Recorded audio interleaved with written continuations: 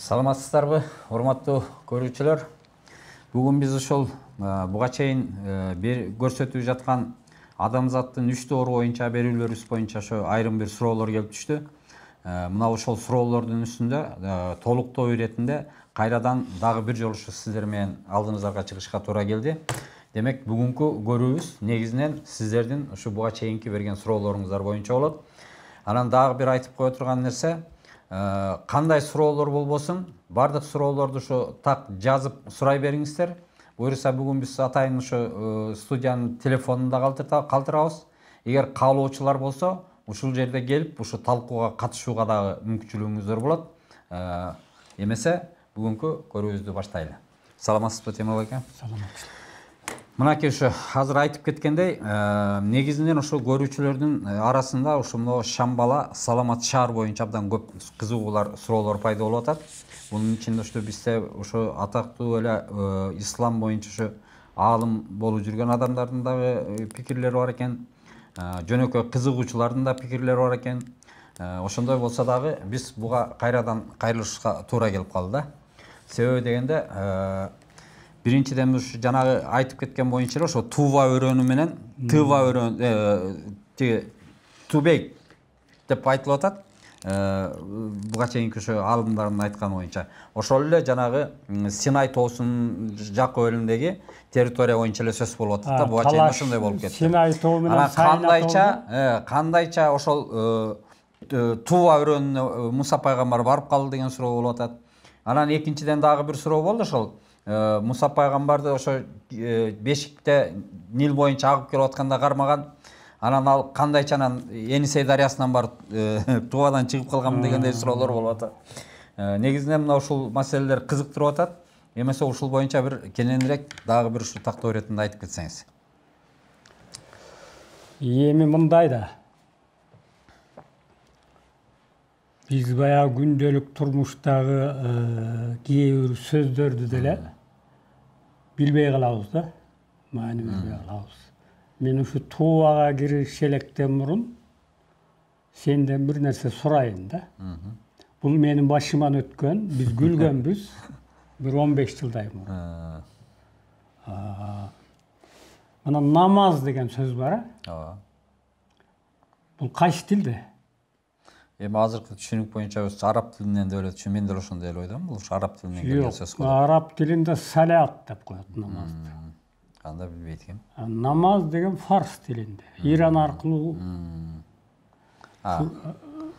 Намаз дегенден биз кыргызча баягы нан жегендей түшүнөбүз, Намаз деген сен эмне деп которуп түшүнөсүң кыргыз тилине?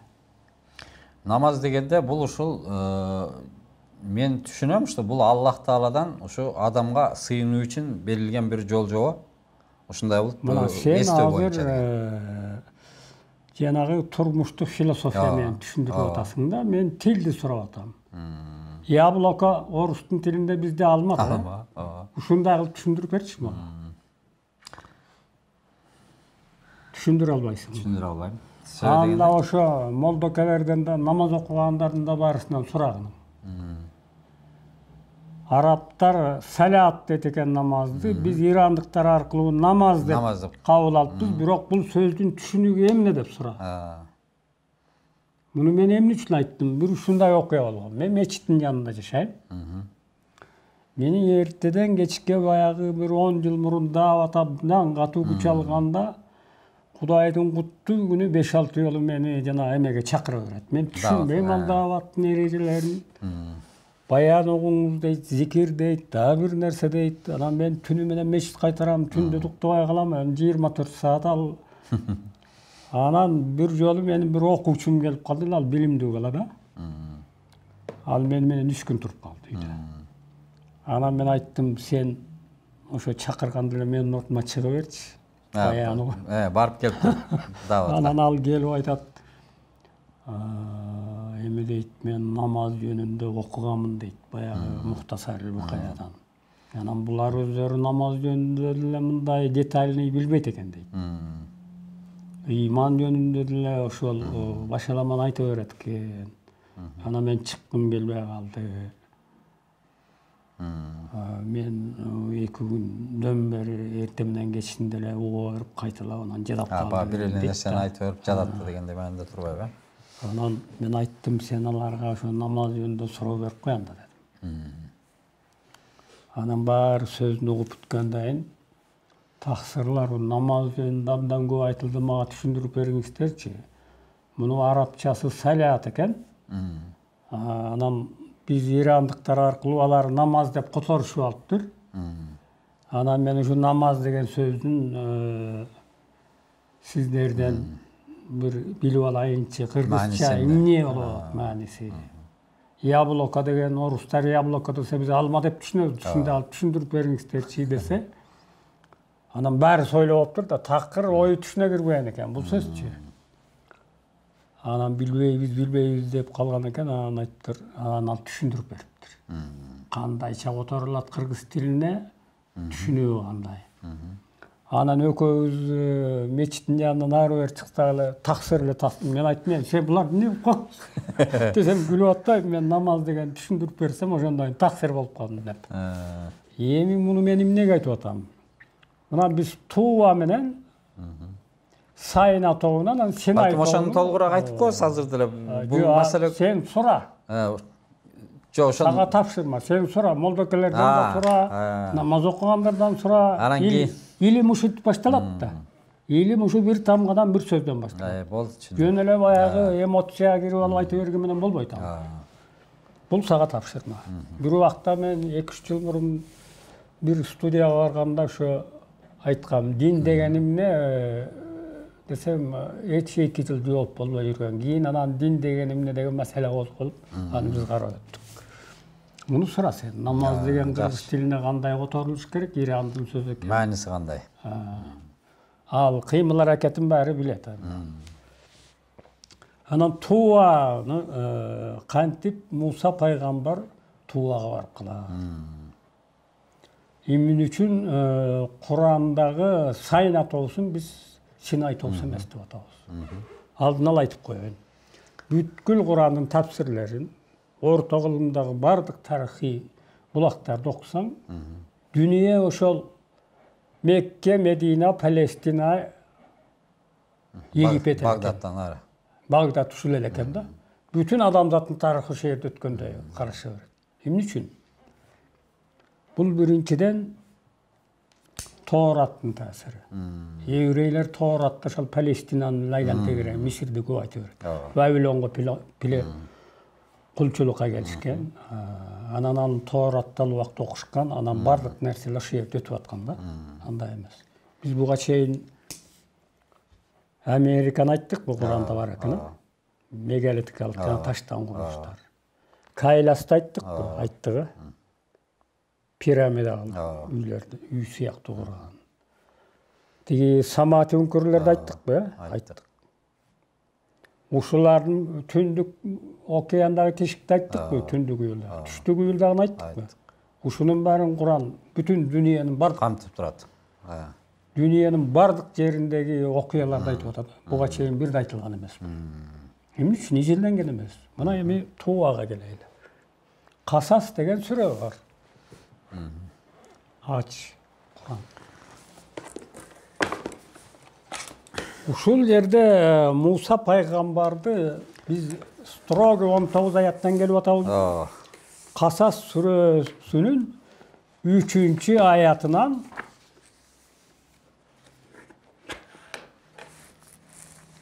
21-аятына чейин 19 аят. Шуну толук окуйлуп анда. Ушул 19 аятта Египеттеги окуясын айтат. Муса пайгамбар. Андан кийин 22-аяттан дагы 19 аятты ошол Мадиянда анан жанагы Тувага барганын айтат. Строго 19 аяттан айтат. 41-аятка чейин ошондо. Мына эми окуп кой. 3-аяттан баштап Касас сүрөсүн. Биз сага да ыймандуу пенделер үчүн да Муса менен фараондун акыйкат кабарын окуйбуз. Фараон өз жеринде текеберлик кылды. Андагы элди бөлүп, алардан бир бөлүгүн начарлатты.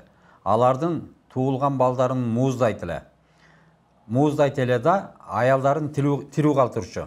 Ал бузуклук тараткандардын бири болчу. Биз ал жердеги начарлап кеткендерге ырайым кылышты каалайбыз. Аларды жол башчылардан кылабыз, аларды мураскор да кылабыз.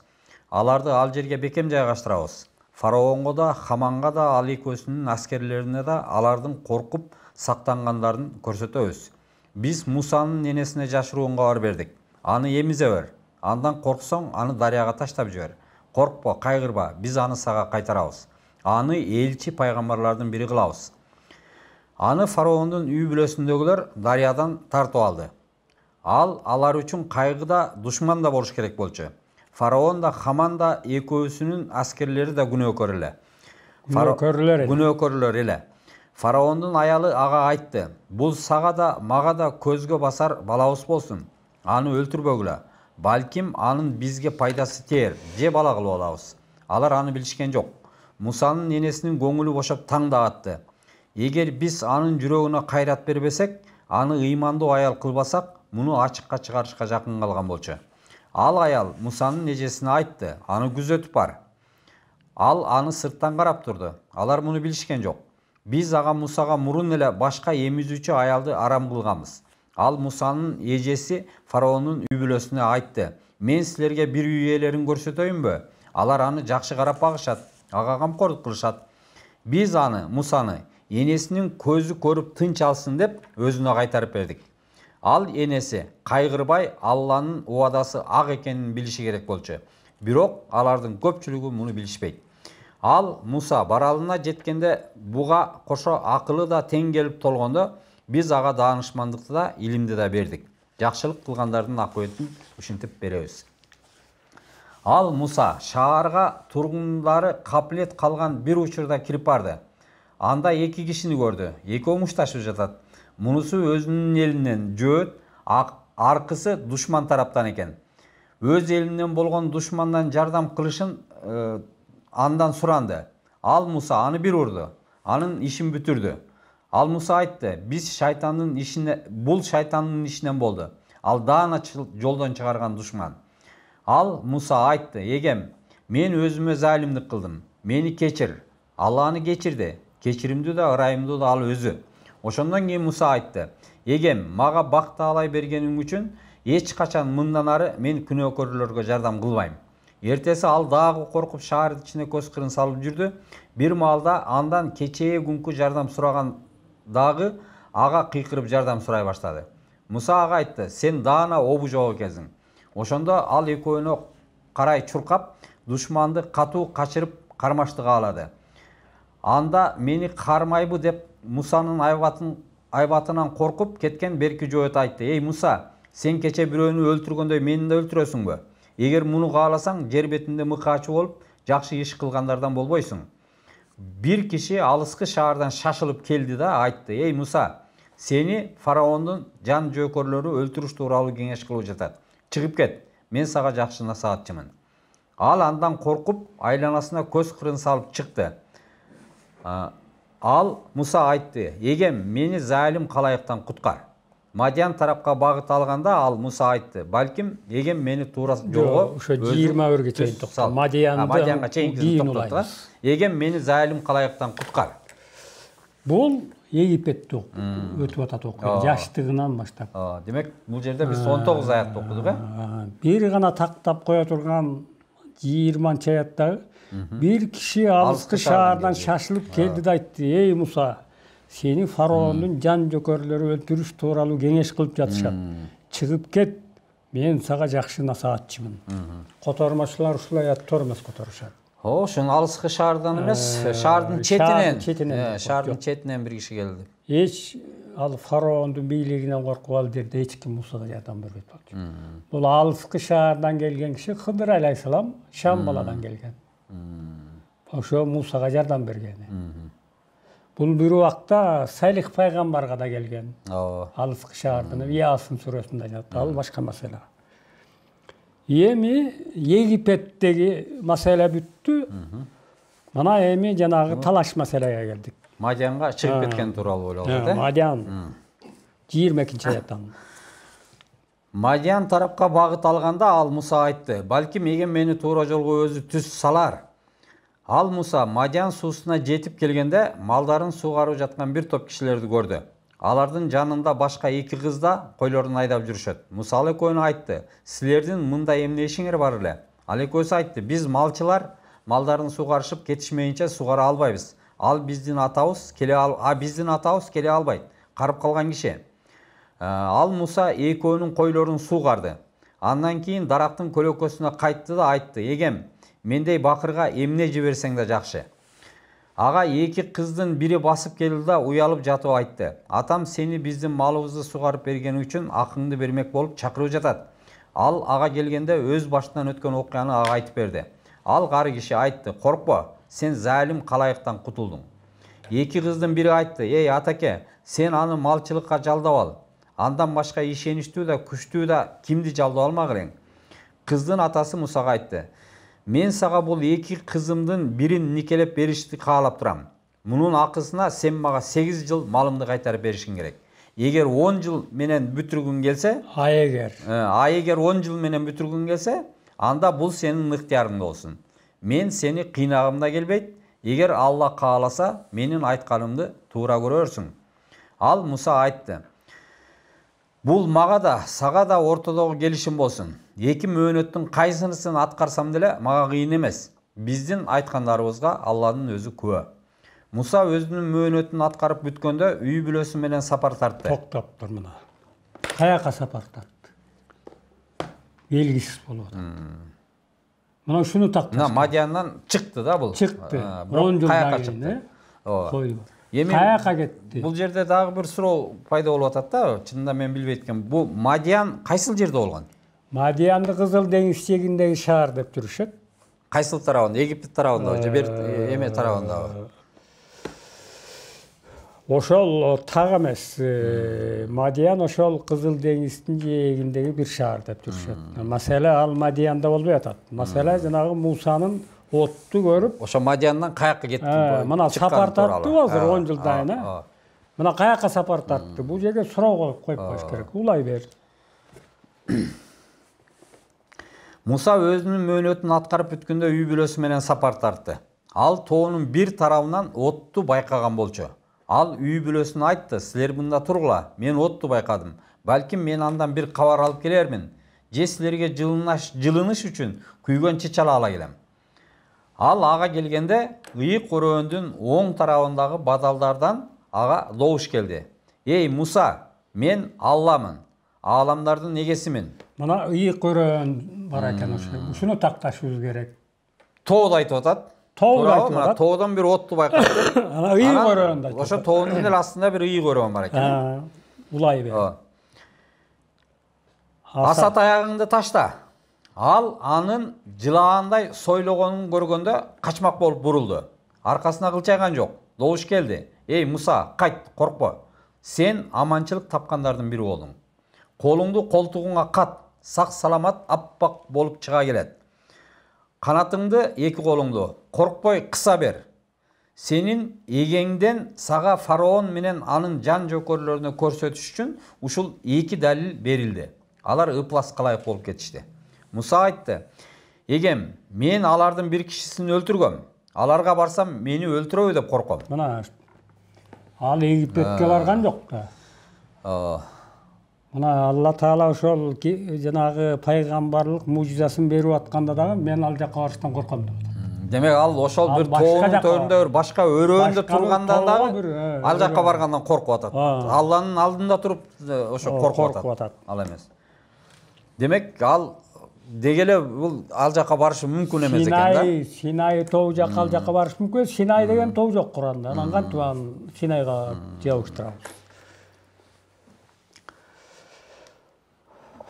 34-аят. "Бир тууганым Харун менден так сүйлөйт. Аны караан кылып мени менен бирге жөнөт. Ал менин айткандарымды тастыктап турат болчу. Алар мени жалганчы кылат деп коркуп жатам." Алла айтты: "Биз сенин кубатыңды бир тууганың менен бекемдейбиз. Экөөңөргө биз бийлик да беребиз. Алар силерге жетип тие албайт. Биздин аяттарыбыз менен экөөң тең, эки өңөрдү ээрчигендер да жеңип чыгышат. Муса аларга биздин далилдүү аяттарыбыз менен келгенде эми келди. Эми Египетке келди фараонго. Муса аларга биздин далилдүү аяттарыбыз менен келгенде айтышты: бул ойлоп табылган сыйкырдан башка эч нерсе эмес экен. Мындайды мурдагы ата-бабаларыбыздан деле уккан эмес экенбиз. Муса фараонго айтты: өзүнүн алдынан ким акыйкат менен келгенин жана акырет жайдын акыбети кимдики экенин эгем жакшы билет. Залимдер бак таба албайт. Фараон айтты: эй улук билармандар, силерге менден башка кудай бар экенин мен билбедим. Эй Хаман, мага кирпич бышырып мунара кур. Балким мен Мусанын кудайына чыгып барам. Мен аны жалганчылардын бири деп ойлоп жатам. Ал да анын аскери да жер бетинде ак жүрбөй текеберлик кылды. Алар бизге кайтып келишпөөчүдөй ойлоду. Биз аны да аскерин да кармадык. Деңизге ыргыттык. Залимдердин акыры кандай болгонун кара. Ушу менен бүттү. Ушу менен 19 аят бүттү. Мына кырып деңизге кырып бүттү. Эми кошумча түшүнүк берет жогорудагыларга. Кийинки аяттарды окуу. Биз аларды тозок отуна чакыра турган жол башчылардан кылдык. Кыямат күнү аларга жардам берилбейт. Мына бул фараондун кыямат күндөгү жазасы. Айтып атат. Биз аларды бул дүйнөдө каргышка ээрчигендерден кылдык. Кыямат күнү кор болуп куулгандардан болот. Мына бул дүйнөдө алар каргышка калып кырылдыбы, акыретте дагы айтып атат. Акыретте дагы ошо. Биз Мусага оболку муундарды кыйраткандан кийин жазууну, Тооратты бергенбиз. Ал калайыкка ачык көрүнүп турган, жазылган туура жолдо рахмат да болчу. Балким алар эстеп жүрүшөөр. Сен Мусанын ишин биз чечип жатканда күн батыш тарапта катышып турган эмес элең. Мына эми айтып атат. Мухаммед пайгамбарга айтып атат. Мына сен дейт ошол Мусанын ишин чечип жатканда деген бул пайгамбарлык даража берип, жанагы мужизаларды берип, жанагы аса таяктын Египетке жөнөтүп аткан учуру. Ошондо сен эмне дейт? Күн батыш тарапта карап катышып турган эмес элең дейт. Демек бул күн батыш жакта болуп атат. Батыштаян болуп атат. Дагы бирок биз андан кийин муундарды өстүрдүк. Аларга узак жашоону бердик. Аларга сен биздин аяттарыбызды окугудай Мадиян калкынын арасында турган эмессиң. А бирок биз алардын кабарын жөнөтүп жатабыз. Мухаммед пайгамбарга айтып атат. Мадияндагы окуяга да катышкан эмессиң дейт. Анын да кабарын биз берип атабыз дейт. Биз Мусаны чакырып жатканда сенин тоонун жанында эмес элең. Бирок эгеңдин ырайымы менен эскертүүчү келбеген калайыкка эскертишиң керек болду. Балким алар эстеп жүрүшөр. Демек бул жерде жанагы туу өрөөнүндөгү тоонун, от көрүнгөн тоонун жанында эмес элең деген маанайды айтып атат да. Ооба. Мухаммед пайгамбарга. Демек күн батыштагы тоо экен, бул саян тоо. Тиги Таха сүрөсүндө биз муну айттык да. Сен ыйык туа өрөөнүмдөсүң деп эки жолу айтылып атат. Демек пайгамбардын ал жакка деги эле барбаганын дагы кабар кылып атат да бул жерде. Болгон эмес экен да. Ал туура эмес, жанагы деңизден анан Енисейге агып барабы. Ал жаштыгы Египетте өткөн, анын жөнүндө талаш жок. Мына азыр ошол өткөндө биз адам атаны тиги күндүн тоолорунун арасында Шамбаладан тиги Гоби бар, ошондон Тувага өтөт да. Азыр да байланышы бар алар. Ошондон Тувага келип жашаган адам ата. Нух пайгамбарды кемеден түшкөндө мени ыйык журтка түшүр деп атабы, атын айтпайт. Ошол эле журт жөнүндө сөз кылып атат. Ошол журт жөнүндө. Ошо Муса пайгамбардан чечилип атат. Өткөндө биз жанагы Чубурьевдин картасы 120 миллион жыл. Ошондо Урал региону ошо Тува, ошо Алтай жак бузулбаптыр. Ошо 120 миллион жыл топол сууда деле бузулбаптыр да. Дүйнөнүн көбүнчө мына Африка, мына Арабия тарап, ошо Америка тарап, Австралия ушул тараптар көп бузулат экен. Катаклизмдерде бул Гималай, Алтай, теңир тоолор бузулбайт экен. Демек ал дагы ошол кандайдыр бир бул жерлерде бир сырдуу нерсенин бар экендигинен кабар берип атат. Бул жерлер ошо эң байыркы пайгамбарлардын турган жерлери болгон ыйык. Жанагы тоого ант деген маанинде ушундан го деймин да. Ошол бул кыяматка чейин бузулбай тооду күбө кылып ант берем деген. Ал тоо туруш керек да, бузулбай. Бул маселе ушу менен болду го дейм. Муну өткөндө мен ошо көп окубайлы дегенмин да, азыр көп окудук түшүн болуш үчүн. Эми дагы бир суроо түшүп атат да. Суроо бар экен. Биз мына ошо саламат шаар жөнүндө айтканда, биз буну ишеничтүү түрдө айтып атабыз. Бул Шамбала болчу деп. Бирок буга чейинки айтып келген аалымдардын ошондой эле бүгүнкү күндө деле биздин аалымдар ал тоону ушу Мекке деп түшүнүшөт экен да. Саламат шаар эмес, ошо Мекке шаары бир эле шаарды айтып атат. Ал эч кандай Шамбал эмес деген пикирлер бар да. Буга кандай дейсиз? Жок, саламат мындай деп атпайбы курдум. Тури васини ва хазар баладил амин деп атпайбы? Мен мына бул саламат шаар күбө кылып касам берем деп атат. Адам атаны жаралган. Ой, Мекке бузулуп анан Ибрахим пайгамбар көтөрдү Каабаны. Ал мурунку шаар болгондо бузулган ал Ибрахим пайгамбардан алдын.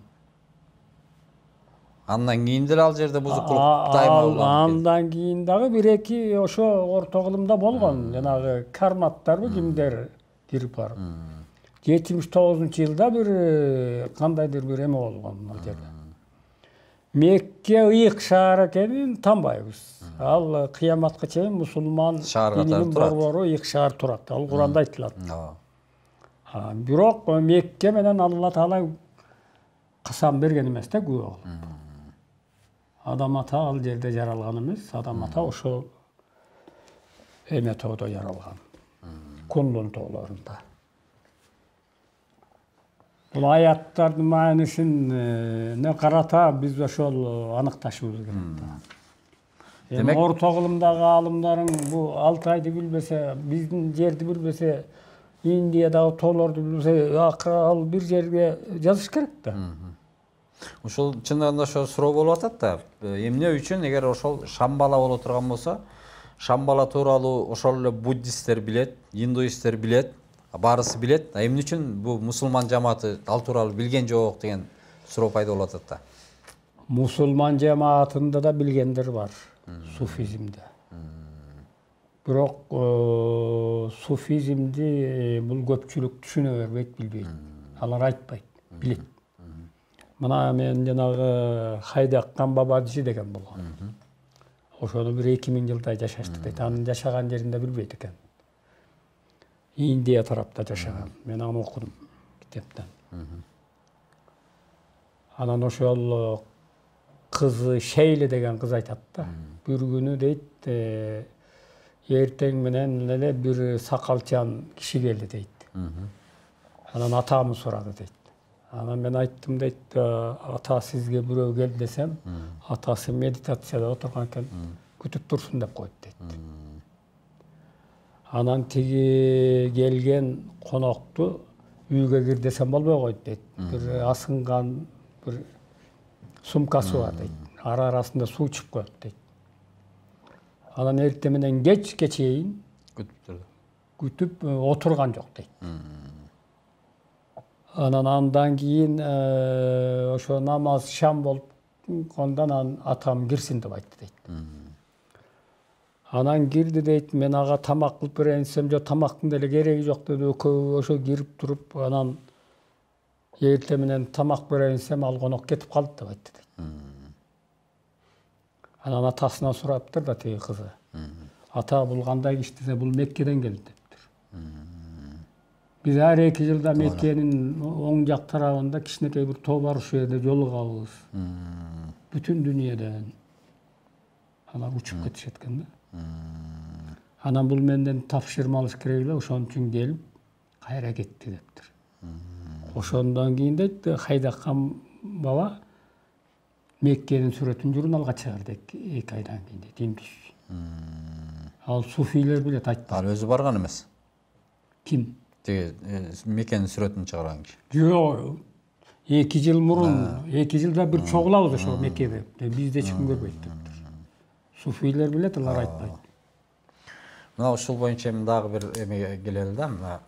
Биз ошо жанагы Саламат шаарды Аль-Аска менен ошо жанагы Аль-Акса мечити менен байланыштырып атпайбызбы бүгүнкү күндө. Мусулман жамааты ушу буга чейин эле ушу Иерусалимдеги Аль-Акса мечитин ошол Мухаммед пайгамбар миражга барган ошол жер деп айтышат да. Анан буга кандай далилдер бар? Ошол чын эле ошол жердеги бир далилдер барбы? Эми муну мусулман аалымдар кайра караш керек. Сахих аль-Бухарида ошо хадистерде айтылат. Пайгамбар ошо эми Байтул Мукаддас дейт да, ыйык үй деген сөз да. Байтул Мукаддаста ошол Каабаны да айтсак болот, наркы Сулайман пайгамбардын тушундагы курулган храмды айтсак да болот. Ыйык үй деген сөз да. Бирок ал жерде бир маселе бар. Ошо менин миражга барганыма ишенбей койгондо ошол шаарды бизге көрсөт дегенде Алла Таала мага көрсөттү, мен анын сыпаттарын айтып турдум дейт. Кандай экен? Ошол мечиттин. Негизи ошол мезгилде мечит жок болчу да. Азыркы Аль-Акса мечитинин ордунда эч нерсе болгон эмес. Уранды болчу. Бул боюнча фактылар барбы? Бар. Кийин Умар барганда, Умар ибн аль-Хаттаб Палестинаны алган да. Базып алып. Ошондо барганда Сафрони деген жана епископтон сураган. Эмелердин молдосуна. Еврейлердин молдосуна. Сулаймандын курган жанагы мечити кайсы жерде деди, ал ошол бир уранды болуп жаткан жерди. Алды бир Кудай билет, ошол жерде эмес. Бирок ал жерде ошондо эч нерсе жок болгон. Ошол убакта эч нерсе жок болчу. Муну аалымдар караш керек. Хадисте ошол мечитти пайгамбар сыпатын айтып атат. Бирок ошол мезгилде ал жерде мечит жок болчу. Демек пайгамбар өзү реалдуу мечитте болгон. Кадимки курулуш мечитте болуп, ошол жерде жанагы пайгамбарларга жолугуп, имам болуп, намаз окуган, анан миражга кеткен. Бирок факт түрүндө азыркы Аль-Акса мечитинин ордунда эч нерсе болгон эмес. Ал болгон эмес. Демек бул изилдей турган дагы маселе экен да, анда, карала турган маселе. Буга биз чече алабыз. Демек буну ошо аалымдарга дагы бир чоң жоопкерчилик бар турбайбы анда бул жерде? Бирок ал жерде ошо ыйык жердин бар экени чын болчу. Бирок ал ыйык жер Саламат шаар болушу мүмкүн эмес. Саламат шаар болушу мүмкүн эмес. Ал аны Куранда биз айлана тегерегин береке чачтык дейт. Ал Кудайдын нуру берекеси түшкөн жерде согуш андай эме болбойт. Муну ойлоно турган маселе. Эми дагы бир суроо көтөрүлдү да. Мен жана айтып кеттим ушу негизи бул ушу индуизмде же болбосо мына буддизмде бул Саламат шаар Шамбала тууралуу маалыматты биз ошол жактан алдык да дүйнө жүзү. Мына ошол эле жана Рерихтердин жазгандары бар. Андан кийин Блаватскийдин жазгандары, мына ушулар негизинен ушу дүйнөгө маалыматты берип чуугулуп жиберишти да, Шамбала деген бар экен депчи. Кеңири карайлы. Буга кеңири токтолойлучу. Бул чын эле чуу кылып, бул молдокелер эмес, ал тиги батыштын өзү 200 жылдан бери чуулду. Мына сен билесиң, бул жашыруун эмес. Сунни мусулмандар менен Шия мусулмандардын ортосунда абдан көп келишпестик барбы? Барбы? Бар. Индуизм менен буддизм ортосунда ушундай келишпестик бар. Мына мен индуизм жөнүндө көп окудум, буддизмге мен анча кызыкпайм. Мындай барактасаң бүт эле миф көп. Эмнеге? Мына мен сага да Шамбала жөнүндө окуп берейин. Бул каяктан чыккан сөз? Бул китепти билесиң да? Эзотерический вопрос. Бул сиздин ошо биринчи китебим. 14-жылы чыкты болуш керек эле бул китеп. Мына ошол Шамбала жөнүндө эмне дейт? Концепция Шамбала первоначально была частью классического индуизма. Классический индуизм деген бул баягы негизги индуизмдин окуусу таялек мезгилдеги. Алгачкы. Эми салыштырып караганда Мухаммед алейхисаламдын учурундагы сахабалар классический ислам болгон да. Анан андан кийин башталды да баягы бийлик талашыбандай да. Шия сунни бөлүнүп. Ошондо бул Шамбала жөнүндө маалымат бар экен. Кийин бул маалымат эмне болот? Ал индуизмдин ыйык текстери дагы бузулуп кетип, анан бул Махабхарата деген эпосту билесиң, Манас эпосундай тиги индустардын эпосу бар. Ушунда кичине айтылат экен. Лесная книга дегенде айтылат экен. 188 главасында сказание о беседах Маркандеи дейт. Мына орустар кичине которгон экен ошону, мен ошону окуп берейин. Час пробьет, и появится дважды рожденный по имени Кальки Вишну Яшас, наделенный великой силой, умом и могуществом. Явится он на свет в достойной брахманской семье в деревне Самбхала. Шамбала Самбхала. И силой духа возродит оружие и всевозможные средства передвижения, воинское облачение, доспехи и панцири. И этот царь, побеждающий Дхармой, примет верховную власть и внесет покой в мятущийся мир. Сверкающий Брахман, высокий помыслами, явившись миру, положит конец разрушению. Так всеобщая гибель станет началом новой юги, и этот дважды рожденный вместе с брахманами уничтожит разбежавшиеся повсюду жалкие шайки млечхов. Мунун мааниси ушундай экен. Шамбалада бир дүйнөнүн куткаруучусу туулат экен. Демек анда бул жерде деле ошо Шамбала деген сөздүн өзүнүн дагы маанисин табышка туура келип калат турбайбы анда? Мисалы үчүн Самбхала деп айтылып атат. Бизге азыр Шамбала болуп жетип атат. Демек бузулуп атат сөзүнүн. Демек мунун ошо өзүнүн алгачкы түшүнүгү кандай болгон? Эмеси индуизмде Самбхала. Бул санскрит тилинде. Бул кичинекей эле кыштак дейт. Жанагы эме бар. Анда ошо кала деген эле сөз го дейм. Самбхала. Кала деген эле сөз го дейм анда. Бул ошол жанагы Кытайды айтпадыкпы өткөндө Лаосын. Ошол айткандай деревня деп атат. Bir çakan şaharça bir deriyorsun деп. Эми бул буддизмге өткөндө ушунчалык апыртма болот. Мифке айланып кетип атат. Ой, ал дейт, мындай бир 96 князь бар, анан ошо Шамбаланы курчап турат. Өзүнчөлөр мамлекет чоң. Бир канча миллиондон айрылуу. Андай эмес. Бул жомок болуп кеткен буддизмде. Эми чындыгында ошол рерихтер деле тиги Блаватская Шамбаланы көргөн эмес, барган эмес, алар билбейт да. Барган эмес, ал рерих. Ошолор өздөрү мифке айландырып бир рерихин ошо бузулган жанагы буддизмдин мифтерин алып алып чогултуп, анан кийин ошону материал карайбыз деп. Анан аларыңдын өздөрүн да кууган, ал Блаватскаяңда да индустар кууган кийин бузуп жиберип, ар берани. Анын үстүнө ал тиги эме тилин билген эмес. Санскритте. Шамбала ошол муну айтып атпайбы, ошол жанагы куткаруучу дейт. Ошол Шамбалада туулат деп. Эми Куранда бир кызык бар. Аны мен согуп берейин. Мариям сүрөсүн. 19-сүрө.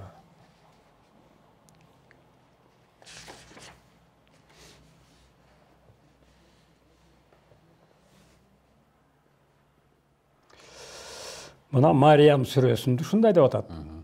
Жазуудан Мариямды дескер, бир убакта ал үй бүлөсүнөн алыстады да чыгыштагы бир жайга барды дейт.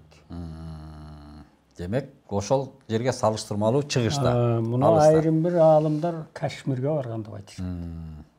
Мусулмандын кээ бир аалымдар. Ал алардан парда тартып жашырынды. Кимден? Адамдардан бö жегим? Адамдардан. Кайсы адамдар экен көрүнбөй турган жерде болуптур да.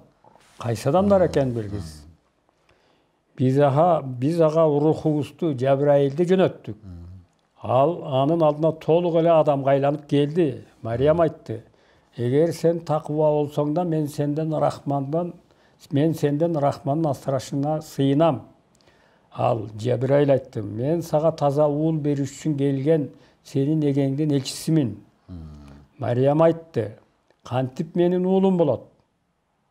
Мени бир да эркек кармаган жок, мен сойкут эмесмин." Жабраил айтты: "Эгең ушундай деп айтты, бул мага оңой. Биз аны таза уулду калайыкка өзүбүздөн бир аятта рахматта кылышыбыз керек." Иш чечилип калган. Демек, ал болуп калган ишти аткарыш үчүн эле келген. Мариям анда кош бойлуу болду. Аны менен алыс жерге кетти. Анын толгоосу кыстады, курма дарагынын бутагына жетти да айтты: "Аттың мага ушуга жетпей өлсөмчү, эстен чыгып унутулуп калган болсомчу." Анын так алдынан жаңы туулган баласынын кыйкырган үнү болду: "Кайгырба, эгең сенин алдыңдан булак чыгарды. Курманын бутагын өзүңө карай силк, сага жаңы бышкан курма түшөт. Жей бер, иче бер, кыйынчылыкка көзүң менен салкын кара. Эгерде бирөө кишини көрсөң айт: мен Рахманга орозо кармашкан назыр айткам. Бүгүн эч ким менен сүйлөшпөйм." Мына бул чыгышка барды деп айтканы кызык да Куранда.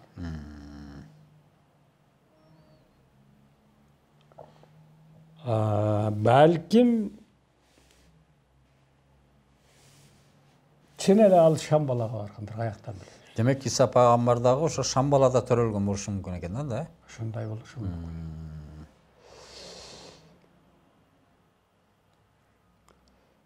Экинчиден, ал ошо бир коопсуз жай болуш керек да. Анын үстүнө мындай дейт: Иса Адам алейхисаламга окшош дейт. Жаралышы да ошондой. Адам алейхисаламдын атасы жок. Мунун да атасы жок. Адам алейхисалам Шамбалада жаратылды. Иса алейхисалам ошо. Демек, ал да ошол жерде жаралыш керек болчу. Адам ата жер жүзүнө падыша болуп, бул да келсе жер жүзүнө падыша болот деп айтат. Экинчи келишинде жер жүзүнүн падышасы болот. Бул өтө терең изилдене турган материалдар да. Мен азыр учкай чөп башлап айттым. Куранда ушундай өтө чечилип көп маселелер бар. Биз аны өтө ар бир сөзүн, ар бир тамгасын тешектикте үйрөнүшүбүз керек да. Анан жөн эле жанагы орто кылымдагы алымдар ошо Тауратты окуп эле бүт баарын Египетке, анан Палестинага чаптай берсе, ушундай дей берсек, анда болбой калат. Ал Таурат мындай да, Таурат деген бул Инжил менен Таурат бул жергиликтүү дин. Ал жалпы адамзатты айта албайт. Ал ошо еврейлерге берилген Таурат, жалпы адамзатты айта албайт. Мына еврейлерге берилген үчүн ал ошо 1000 жылдай Палестинадан чыгалган жок.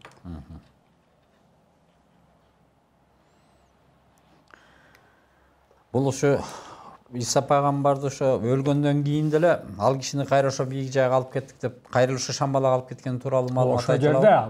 Демек, бүгүнкү күндө деле ал ошо Шамбалада экен. Ошол жерде, ал жерде 8 пайгамбар. Демек, мына жерде айтылып аткан жанагы Аватар, Вишну бүт баарысы ошо Иса пайгамбар тууралуу сөз болуп аткан турбайбы анда? Иса пайгамбар. Ошол келет, анан бүт дүйнөдөгү эменин баарысын ордуна, жайына коет деген маанини айтып атат ошо. Мына эми бул мусулман дининде көп айтылат, Ошол качандыр бир мезгилде дүйнө кыйрай турган болуп абдан залымдык жер бетине толгондо келет экен Иса пайгамбар деп айткан уктуң белеби кемпир чалдарын. Мына таптакыр мусулманчылык менен байланышы жок. Индуизм эмне дейт? Ушу Иса пайгамбардын келишин ошо окуп. Ошондой маанини айтып атат го. И будет временный монарх на земле, царь сварливый, жестокого нрава, принадлежащий к лжи и козлу. Они будут убивать женщин и детей, они отнимут собственность подданных. Жизнь их будет короткая и вожделение ненасытное. Люди разных стран соединяются с ними. Глобализация. Богатство будет уменьшаться, пока не истощится весь мир. Имущество станет единым мерилом, богатство будет причиной поклонения. Страсть будет единственным союзом между полами, ложь будет средством успеха в суде. Женщины станут лишь предметом вожделения. Богатый будет счастья чистым. Роскошь одежды будет признаком достоинства. Так в Кали-юге черный век будет постоянно падение. Уламдан улам төмөнге тотуратта деп акылак. И тогда в конце черного века явится калькаватор, мессия, куткаруучу.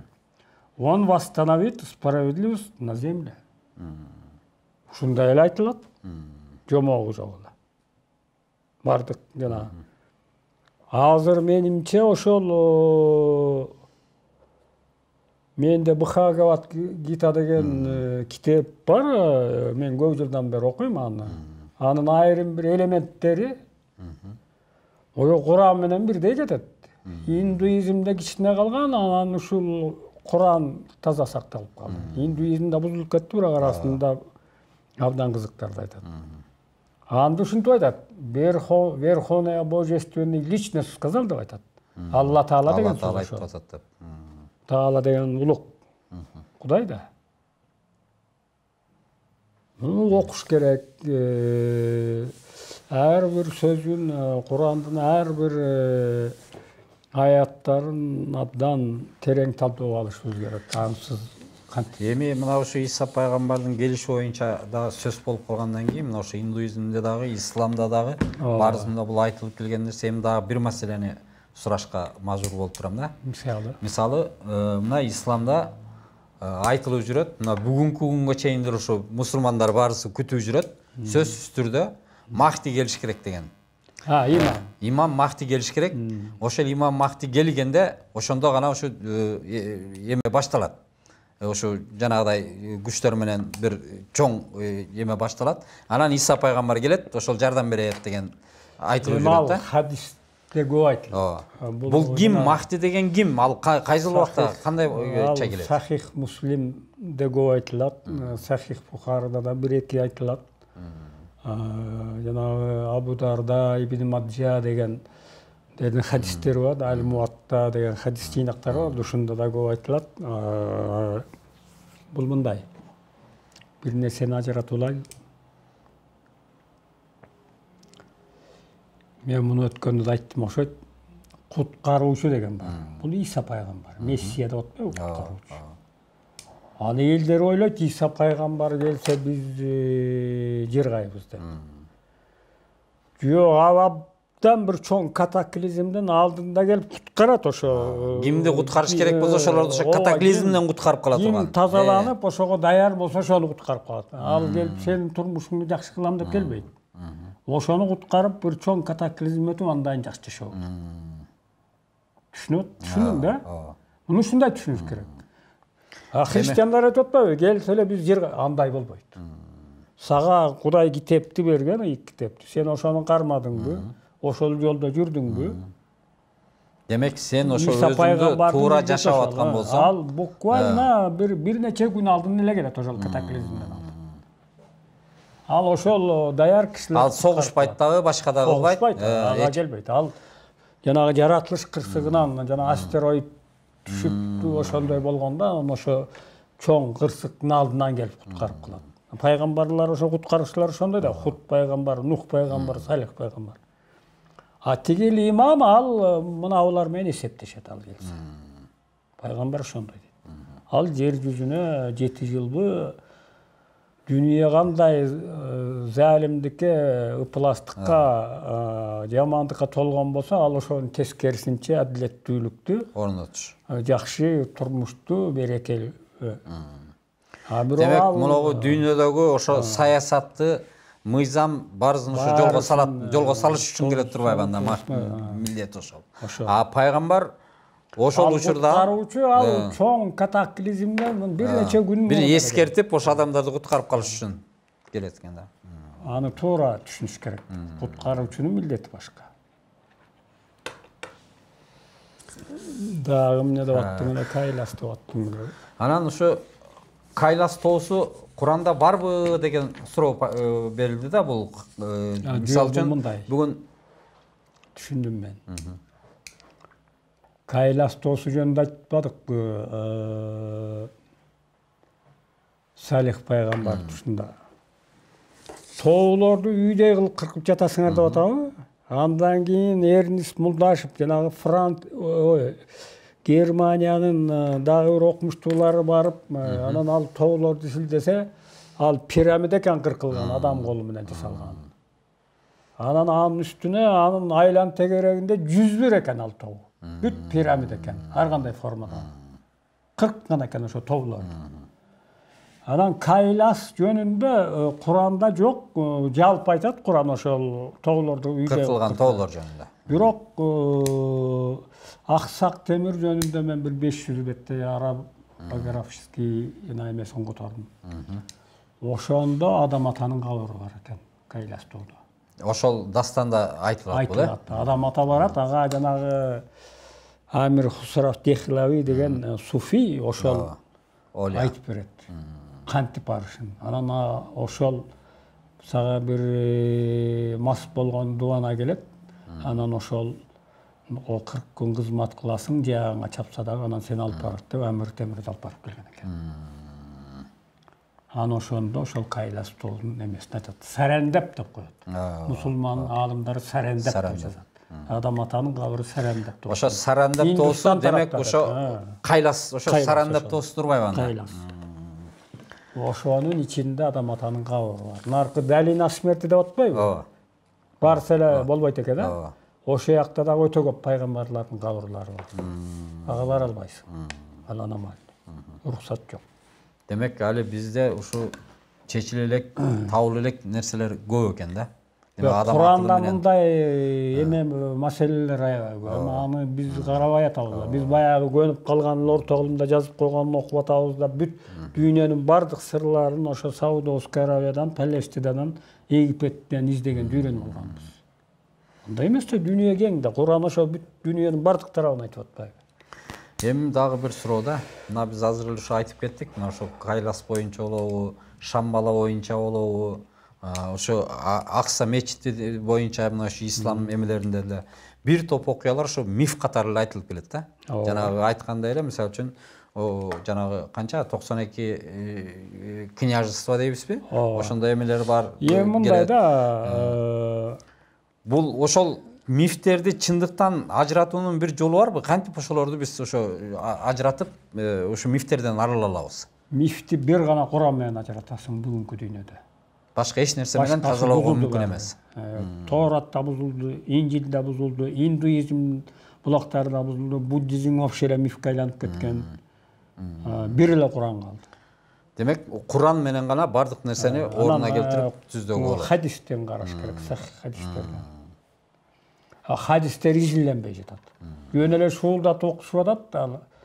Мына мен да бир нерсени кайтара айтып коеюн. Мен башында да айтып атпаймынбы. Муну балким көрөрмандар жакшы түшүнө албай атышат. Мен айтып атам, бул өтө кыйын болуп атат түшүнүшкө. Мен айтып атам, жалпы ошо максатым эмне? Жөнөкөй турмуштук философия бар. Ал оңой. Базарга чыккандын, мал баккандын, машина айдагандын, кыбыр эткен адамзат турмушунун философиясы бар. Бул оңой дем. Анан ошондон жогорураак академический философия дегенге көтөрүлөлү. Анда ар бир сөздү, ар бир текстти мындай стандартын карап, тунук акыл эс менен күнү түн изилдеп, аны бардыгы колунан келе бербейт, бардыгынын убактысы жок. Анан ал академический философияны да бир жерде барып чачайт. Ал физикалык дүйнөнү көрөт да, анан нар жагын көрбөй алат. Анан метафизика деген бар. Физиканын аппараттын сен акыл эсиң жетпеген дүйнө бар да, илим бар. Метафизика деп аталат. Ошого бир мисал келтирейин. Муну бүтүн дүйнө билет, али кече жазып атат, капитан Кустону баарыбыз билишет. Али эки деңиз кошулбайт экен. Мына метафизикада ушуну айтат. Физика менен химия билбейт экен. Эмне үчүн бул эки деңиз кошулбайт, билбейт экен. Хатия физика, математика, химия атомдорго чейин изилдеп атат. Мана ушуну метафизика дейт. Бирок ал биздин алдыбызда даяр турган факт болуп атат. Көргөнүбүз менен биз аныктай албай атабыз. Демек, ошонун бүт барысын Куранды деле түшүнүш үчүн демек ошол метафизикага чейин түшүнүк болуш керек экен да. Мына эми ошо метафизика деген эмнеден айтат? Кичине түшүнүк үчүн окуп койбойлубу? Ооба. Таха деген сүрө бар, Муса пайгамбар жөнүндө. Сага Мусанын окуясы жетпейт атабы? Мына Алла Таала айтып атат. Ей Муса, бу оң колуңдагы эмне дейт? Муса айтты, ал менин аса таягым. Ага таянам, аны менен койлорума жалбырак күүп берем. Анын мага башка да пайдалары бар. Бул мына турмуштук философия. Бар түшүнүк. Бул текст окуп берсең, эми андан улайлы. Алла айтты, ей Мусаны ташта. Мусаны таштады, ошондо ал жылан болуп сөйлөдү. Мына бул метафизика. Демек, буну илим менен далилдөөгө мүмкүн болбогон. Мына ушуну көрүп тургандан кийин ушунун бир сыры бар да. Ооба. Кудайдын жараткан бар нерсе. Анан ошону айтып атабыз биз. Анан сенин жанагы орто кылымдагы жазган, аалымдардын башаламан жазган китебин окуп алып, арабчаны жакшы билип алып, анан түбүндөгү маанисин түшүнбөй атсаң, ал болбой калат. Бүгүнкү адамга такыр болбой калат ал. Мен ошону айтып атам. Синай менен Сайнаны ажыратып алайлы. Туэйк менен Туваны ажыратып алайлы деп атам. Саламат шаар менен Меккенин айырмасын ажыратып алалы. Ушунун бир тескери саясаты жок болсо керек. Максат ошо Куранды тереңирээк үйрөнөйлү деп аткан. Демек, эгер ал ушул бүтүн дүйнөнү айтпаса, Американы айтпаса, Түндүктү айтпаса, Индия, Кытай жакты айтпаса, Египет жакты айтпаса, анда бул жалпы адамзаттын кантип китеби болот? Туура. Алла Таала ошо бүтүн дүйнөнүн кабарын бериш үчүн акыркы китеп күтүп. Муну моюнга алыш керек. Ошол ракурста карашыбыз керек. Маселе ушул. Эми мынакей ошо азыр жакшы айтып кеттиңиз, мынакей ошо турмуштук философиядан ошо метафизикага чейин көтөрүлүш керек деген маанини айттыңыз да. Мына мен ушул жерде бир нерсени айтып коеюн. Мен бир суроо берейинчи сизге. Мен айтып алайын андан бери. Мына мен бир 10 жылдай биздин үй бүлөлүк катышыбызда бар эле. Менин кайненемдин инилери болуп кеткен тууган жагынан. Чубак ажы раматылык. Ушул чынын айтсам биздин үй бүлө бир жума айладай ушул өткөндө. Чубак ажы өткөндө. Мен өзүнө да бир жолу айттым. Сен эң оор мезгилдеги алым болдуң. Ушуга бир толгон токой суроо берет. Ушунун баарына чыдап жооп берип, бери жанагы туура келбеген суроолорду берет. Анан кайра чубак ажы ошону айтып атат деп. Мына ушул биздин деңгээлибиз ошол болчу да. Ооба. Ошондон да биз көтөрүлөбүзбү же ошол? Бизде эмне үчүн биз жанагы азыр дааватчылар менен кээ бирлер мындай көз караштары ар башкача келип, негизи биз ошо дааватчылардан төмөнбүз динде.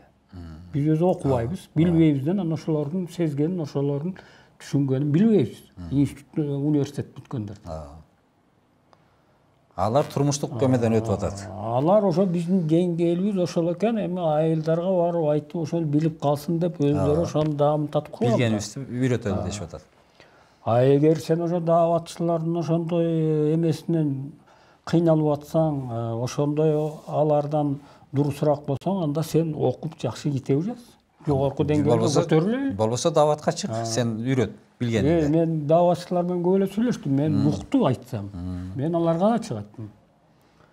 Силердики жакшы экен оозеки. Бирок силер мындай окуп, үйрөнүп, анан мындай кыргыз тилинде десем, байке ошол жетпей атабыз, ошол керек эле дейт. Алардын деле ал түшүнүгү туура. Ооба. Анан кийин мен бир нерсеге таң калдым да. Мына мен 75-жылы Ысык көлгө бардым бир досум менен. Ошондо ал айтты, менин бир туугандарым баласы өлүп калыптыр, баралы деди.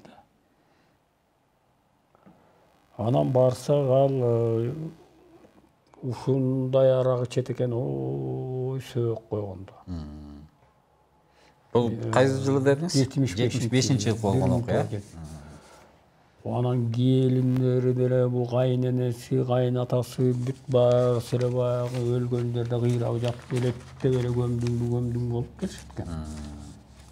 Анан ошондон кийин азыр мен мечиттин жанында жашайм, Ысык көл жактан жанагы дааватчылар келет. Ушулардын сүйлөгөнүн мен угуп отурам да анан суроо берем да. Мен ушундай окуяларды ой андан жаман болчукпуз дейт. Биз исламды дини түшүнүп, мунун кадыр баркы бизге Ысык көлгө аябай. Мен ошолорду көргөндө ким кандай кабылдайт билем, мен саабаларды көргөндөй болом да. Ушунчалык искире, мына Нарындан келет, Ысык көлдөн келет. Ага караганда мына биз жактагы Ош, Жалал-Абад, Баткен, Лейлек жактагылар бул салт катарында мындай салкын темеде. Мындай ошо жана көлдүк туугандарда ушунчалык искирендүүлүгүн байкай албайм да. Себеби чындыгында бул жакта ошо атайын ошону таанып, билип, чын жүрөгү менен киришип атат да.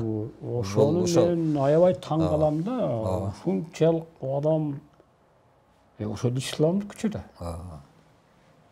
Ошолорду мен жадабай угам. Мен анын айтканын билем, бирок ошонун баягы искренне айтканын уккуң келет да. Мындай угуп отурасың да. Мен жана берейин деген суроом ушундай болуп атат да, мынакей. Бизде азыр ошо постсоветтик өлкөлөрдүн ичинен кээде мактанабыз, ушу Кыргызстан ушу илим билим жагынан Средний Азиядагы мамлекеттердин ичинен баарысынан күчтүү, сабаттуу келет кыргыздар деп мактангандар көп да. Анан бирок өнүгүү жагынан чындыгында мына эң аркада калдык. Дин маселеси өзүнчө кетип атат. Мынакей ошо аалымдарыбыз көп, чындыгын айтыш керек. Алар канчалык аалым, мен эми анын деңгээлин биле албайм, чындыгын айтышым керек. Бирок ошо аалымдарыбыз да көп дейбиз, мына мечиттерибиз да көп, бүт баарысы бар. Бирок дагы деле ошо өнүгүп кеткен жокпуз да. Эмне үчүн мына сиз айткандай ошо Куран, ислам ошо илимдин баарысынын ичине камтыган, ошо илимге шыктандырган адамды, ошого тарткан дин болсо ислам, анда биздин акыбалыбыз ушунчалык болуп атат да. Катачылык эмнеде болуп атат? Эми мындай да, бул мен ошо жаңы сени менен сүйлөшүп башталганда эсиңдеби бир айттым эле. Дүйнөнүн жарымын титиреткен Советтер өлкөсү державасы бир да философ чыгара албай койду деп айткам. Мен муну эмнеден карадым? Мен ошо Иммануил Канттын китебин окугандан бул философтор бизде философ жок экен бизде. Бирок философ бизде эле төш кагышып жүрбөйбү? Ал эми баягы 5 жыл окуп, ал бир ошол научно-теоретический система деген болот философияда. Ал коомдун жаратылыштын өнүгүшү боюнча бир система түзөт. Мына мен эмнеге айтып атам? Куран системалуу окуп үйрөнөбүл деп мен аракет кылып кыйналып ушу 19 аяттан экен деп система түзүп ошондон чыкпай кетип атабызбы? Ошондой философиясын көрбөдүм. Мына илимий коммунизм деди эле, аны миф экен, жок болду. Жок болду. Мына жок ошо философ жок үчүн. Эми карап тур, мусулманчылык боюнча. Мына орто кылымдагы деңгээлге жетпей атабыз да. Бүгүнкү күн, Акыркысы Ибн Халдун болду, социолог бар эле мыкты. Бул Амир Аксак Темир менен сүйлөшкөн тарыхчы социолог. Ушундан кийин билбейм эмнегедир ислам аалымдары да төмөн кетти. Токтоп калды. Булар ошол убактысында энциклопедия жазган окумуштуулар. Эмне үчүн биз алигече Фарабини окуй албайбыз кыргызча отуруп? Эмне үчүн биз алигече Мухаммед аль-Хорезмидин жазгандарын окуй албайбыз? Кимдин күнөөсү? Бул академиянын, философиянын күнөөсү. Бул ошол эле аалымдардын күнөөсү. Которуш керек. Мен башыңды ташка ур, чала. Сен ал философияны карамайынча сен түшүнө албайсың. Ал адамзатты илгертен бери келе аткан методология ошо. Илимди түшүнүштүн. Бизде ошол жок. Башалама сүйлөйбүз. Орто кылымдагыдай эмне үчүн окумуштуу чыкпайт? Бир окумуштуу чыкса сүйлөйт эле, жок бизде. Мына светтик окумуштуулардын деле көбүн көрүп турам. Бир эми төмөн. Мен аны басып аткан жокмун. Ошо мындай ойлоо сезимин карасаң деле турмушту эле калып калган. Дин жагынан деле билим жагыбыз начар болуп атат. Мына светтик илим жагынан деле начар болуп атабыз. Анан ошол абалыбызда дааватчыларга асылып атабыз. Алар бир нерсени байкап атат дааватчылар. Адамдын баягы табигый адам кандай болуш керек экен деп ошону байкап калганда баягы жакшы жанагы дааватчылар айтып түшүндүрүп жашоо эмне, өлүм эмне, жашоонун негизги маңызын түшүндүрүп койгон да. Бирок алар ошондон жогору көтөрүлүп мындай системалуу китеп жазуу окумуштуу боло албай атат. Биз ошого жетише албай атабыз. Маселе ушул. Эмесе рахмат. Буюрса негизи ушуну менен жанагы адамзаттын 3 тооруна кийин дагы балким анча-мынча суроолор болсо кайрыларбыз. Ошо мен азыр айтпадымбы, мүмкүн каалоочулар болсо ушул жерден бир талкуу кылып, мүмкүн дагы улантышыбыз мүмкүн. Эмесе ушуну менен бүгүнкү көрсөтүүбүздү жыйынтыктайлы. Саламатта калыңыздар.